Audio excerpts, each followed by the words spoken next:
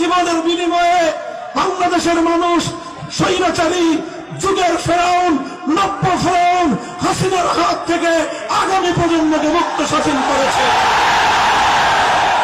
আমরা সেই বীর জনতাকে আমরা সালাম জানাই, বলতে চাই, আমরা যদি বৈষম্যহীন বাংলাদেশ গড়তে না পারি তাহলে এই সহস্র প্রাণের কাছে বাংলাদেশ একটি বিশ্বাসঘাতক জাতি হিসেবে পরিচিত হয়ে যাবে।